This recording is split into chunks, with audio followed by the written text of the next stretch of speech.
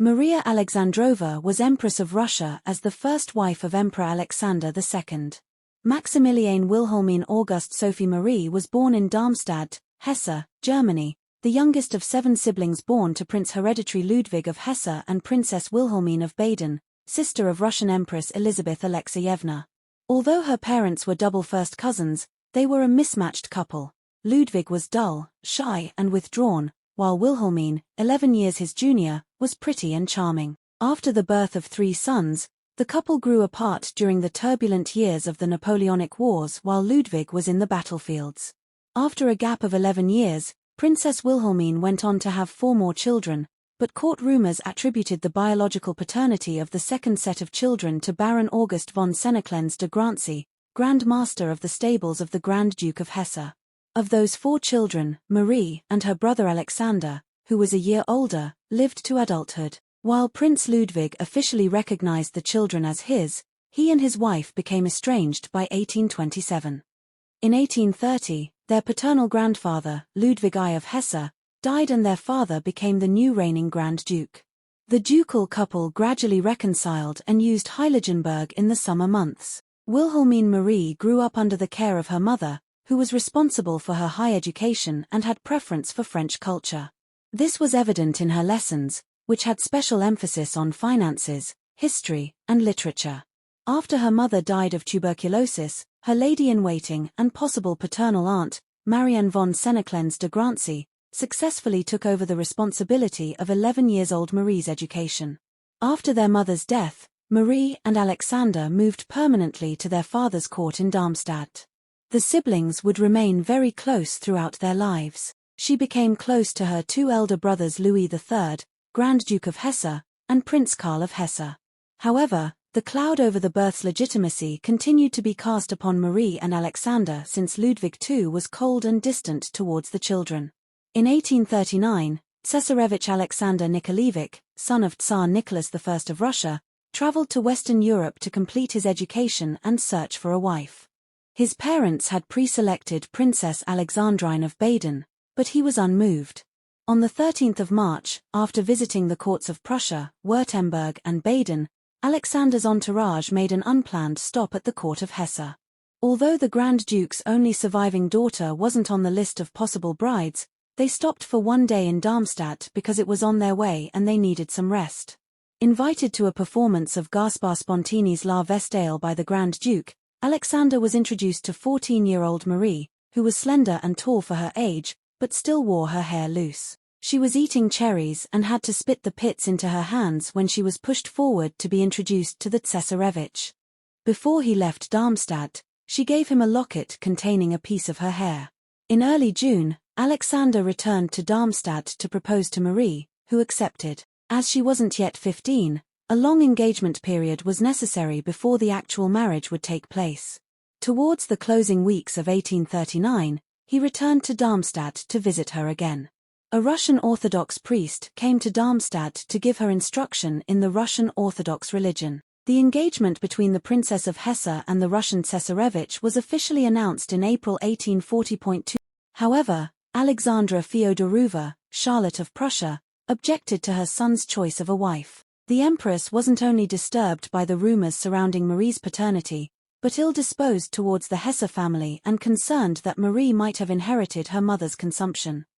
After being persuaded by her husband, Empress Alexandra went to Frankfurt, where she met Marie in June. By then, Marie had quickly learned the Russian language. The Empress liked what she saw and gave her permission for the marriage. A few weeks after her 16th birthday in August 1840, Marie's party set out for Russia. She was escorted by her brother Alexander and her governess, Mademoiselle von Grancy, who remained in Russia. Her arrival in Russia was greeted with great ceremony with a continuous round of amusements. French plays, operas, and new ballets were performed in the Chinese theater, and each Sunday her future mother-in-law gave a banquet in the Alexander Palace. However, Marie had a hard time adapting to her new surroundings. Having been raised in the Lutheran religion, Marie was received into the Russian Orthodox Church on the 17th of December, 1840 and became Grand Duchess Maria Alexandrovna. On the next day, the official betrothal was held in the presence of the imperial family, the whole court, the Russian nobility, many notable foreign guests, and representatives of foreign states. The wedding took place on the 28th of April, 1841 in the Cathedral Church of the Winter Palace in St. Petersburg, on the eve of Alexander's 23rd birthday. Maria wore a white dress richly embroidered with silver, a crimson robe with white satin and fine ermine fastened on her shoulders, and diamond jewelry, tiara, earrings, a necklace, and bracelets. Her future mother-in-law decorated her hair with orange blossoms, sticking them between the diamonds in her tiara, and pinned a small branch on her chest. The wedding was attended by members of the Russian imperial family, the court, and numerous guests, and it was followed by a festive dinner ball. After the wedding, the young couple settled in a suite of rooms in the southwest block of the Winter Palace. During the summer, they resided in Tsarskoye Selo. Their apartments were located in the Zuboff wing of the Catherine Palace. Maria Alexandrovna struggled to assimilate herself with the court and make friends. Endless balls and court receptions bored her, but etiquette obliged her to fulfill the duties of representation as the wife of the Tsarevich. Maria won the approval of her father-in-law, Nicholas I. Nicholas I forbade anyone from discussing, or even thinking about, any rumors about her. Like her mother, Maria took great interest in horticulture and imported flowers from her native Germany, such as lilies of the valley and cowslips. In the mornings, she took long walks with her ladies-in-waiting through the parks at the Catherine and Alexander Palace at Tsarskoye Selo. In this early period of her life in Russia, Maria was guided by her husband's aunt, Grand Duchess Elena Pavlovna. Although 17 years apart in age, the two women became close friends and frequently ran their salons as a joint venture. Maria and Alexander made a happy couple, full of tender care for one another. He ordered that banquets of fresh strawberries should be placed on his wife's dining table and enjoyed her company, spending his mornings sitting on her bed. There were regular informal gatherings at the young couple's household of loud readings, music, and card playing. Alongside her husband, Maria read Mikhail Lermontov's A Hero of Our Time, Nikolai Gogol's Dead Souls, Fyodor Dostoevsky's Poor Folk, and later, Ivan Turgenev's A Sportsman's Sketches, sharing Alexander's sympathies for the plight of the serfs and becoming an ardent abolitionist. The Tsarevich and the Tsarevna charmed their guests with their manners. She gave useful advice to her husband, who in turn gave her confidence to guide herself into society. 16 months after her wedding, Maria Alexandrovna gave birth to her first child, Alexandra, born in August 1842, 2 years after her arrival in Russia. In September 1843, she gave birth to a son, Nicholas. 2 more sons, Alexander and Vladimir, were born in 1845 and 1847. Shortly after having her third son, her health began to fail and she had to go to Bad Kissingen in Bavaria to recuperate. To mark each birth, Alexander and Maria planted oak trees in their private garden at Tsarskoye Selo, where skittles, swings and slides were provided for the children. Indoors, she played the piano and created tapestries with her family. In July 1849, both parents were devastated when their daughter Alexandra died from infant meningitis at the age of 6.5. Grief-stricken by her loss, Maria had to go to the sea town of Revel in Estonia to recuperate. Even many years later, she would still cry over the death of her eldest child. In January 1850, she gave birth to a 4th son, Grand Duke Alexei. During her first decade in Russia, Maria Alexandrovna enjoyed the company and support of her brother Alexander, who had accompanied her to Russia to follow a military career there.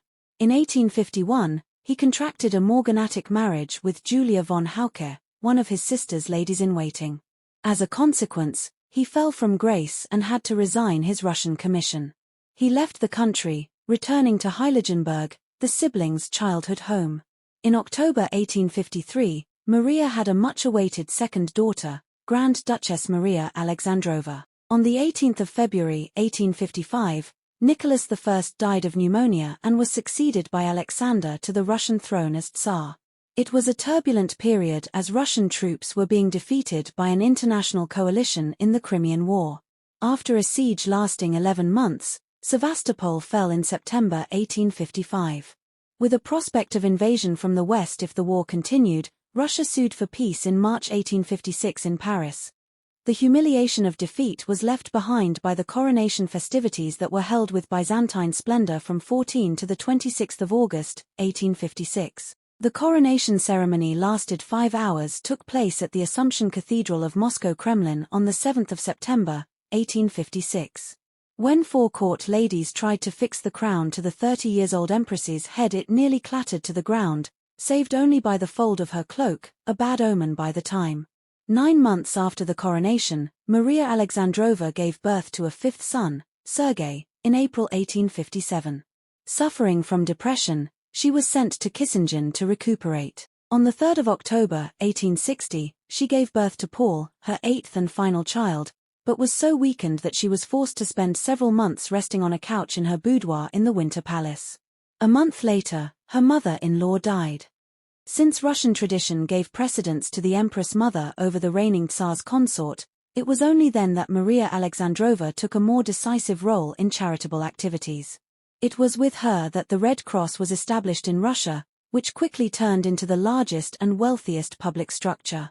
Under her organization, the institution accumulated in its accounts huge sums of money transferred by benefactors from all over the empire. The women's committees recollected twice the average funds recollected by provincial committees. Maria Alexandrovna was the supreme patroness of the Red Cross. In total, she patronized 5 hospitals, 12 almshouses, 30 shelters, 2 institutes, 38 gymnasiums, 156 lower schools, and 5 private charitable societies. Empress Maria expanded charitable activities during the Russo-Turkish War of 1877–78. The beginning of a new era in women's education in Russia was marked by her establishment of open all-union women's educational institutions in 1872. The students received lessons of physics, chemistry, and medicine. Tsar Alexander II relied on Maria Alexandrovna's judgment and serious nature to support his government, opening official documents and discussing states of affairs with her. She supported Alexander's ideals of introducing reforms.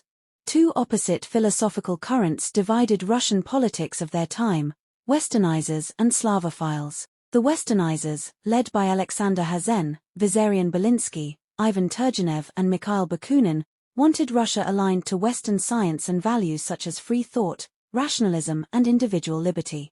By contrast, the Slavophiles, led by Alexei Kumyakov, the 2 Aksakov brothers, Konstantin and Ivan Kireevsky and his brother Pyotr Kirevsky advocated 3 principles: autocracy, orthodoxy and nationalism. Maria Alexandrovna embraced slavism with fervor and encouraged capitalism. She also played an important role in the liberation of the serfs that came into fruition with the Emancipation Proclamation on 3 March, 1861, ending serfdom in Russia. The Russian court began its season early December and lasted until Lent. While sub-zero temperatures and icy winds kept the streets empty, balls and banquets were held indoors in overheated palaces, where their gracious host, Alexander II, gave intimate parties known as les bals des palmiers, for which hundreds of palm trees were brought to the Winter Palace in horse-drawn boxes. However, Maria Alexandrovna did not share her husband's enthusiasm, since she still disliked court events and considered Russian nobility frivolous. Society complained that she seemed cold, distant, and had no taste in dress. Behind her back, she was called la petite bourgeoise allemande. Instead of letting the gossips affect her, Empress Maria paid great attention to the upbringing and education of her children, carefully choosing experienced teachers and ensuring their environment was strict. Her efforts centered on her eldest son, Tsarevich Nicholas Alexandrovich, her favorite child who resembled her most. Crimea, Alexander II ordered the reconstruction of the imperial palace in Kiev. It was in total disrepair and abandoned for almost half a century after the palace burned down in a series of fires in the early 19th century. The commission was assigned in 1867 to the architect Konstantin Maevsky, using old drawings and watercolors as guide. Work took place from 1868 to 1870 and the Kievan Palace was then renamed Mariinsky Palace after the Empress Maria Alexandrovna. By her wish, a large park was established off the southern side of the palace. The palace was used as a residence for visiting members of the imperial family until 1917. Currently it is the official ceremonial residence of the President of Ukraine. From the early 1860s through the 1870s, Maria Alexandrovna began to pay extended visits to her homeland. Usually accompanied by her husband, children, and their Russian entourage, She stayed at Schloss Heiligenberg, the small castle of her brother Alexander, who lived with his morganatic wife and their children at Jugenheim outside Darmstadt. There she met Princess Alice, second daughter of Queen Victoria and wife of her nephew Louis of Hesse. She resisted Alice's suggestion that her brother, Prince Alfred, Duke of Edinburgh, marry her only daughter Maria, but the couple would wed anyway in 1874. Empress Maria expressed her anger about Queen Victoria's negative view of Russia and her poor treatment of her daughter-in-law and Empress Maria's daughter, Grand Duchess Maria Alexandrovna of Russia. She complained to her brother Louis III, Grand Duke of Hesse, that England was certainly hostile to us. That makes the Tsar very anxious, on Marie's account too. When she learned about Queen Victoria's negative view of Russians, she wrote the insulting things that the Queen says in her letters to Alfred about the Tsar and the Russian people are worthy of a fishwife. When her daughter Maria complained about Queen Victoria, she sympathized with Maria. To be quite frank, it is difficult to take such a mother-in-law seriously, and I am sorry on Marie's account. In December 1875, Empress Maria visited England to meet her first British grandchild. After Princess Alice died in 1878, it was Maria Alexandrovna's turn to pity the British royal family. She invited her motherless relatives to visit during the holidays she spent with brother Alexander at Heiligenberg. It was during these visits that her second youngest son Sergei met his future wife, Alice's second daughter, Princess Elizabeth of Hesse, and by Rhine. It was also here that Maria met Elizabeth's youngest surviving sister, Princess Alex, who would eventually become the devoted and ill-fated wife of Maria's eldest grandson, Emperor Nicholas II. Tsar Alexander had 3 children with Princess Dolgorukova, whom he moved into the imperial palace during Maria's final illness out of fear that she might become the target of assassins. The affair, in the face of the Tsarina's declining health, served to alienate the rest of his adult children, save their son Alexei and their daughter. When the Grand Duchess Marie made a visit to her mother in May 1880, she was horrified to learn of the imperial mistress living arrangements and confronted her father.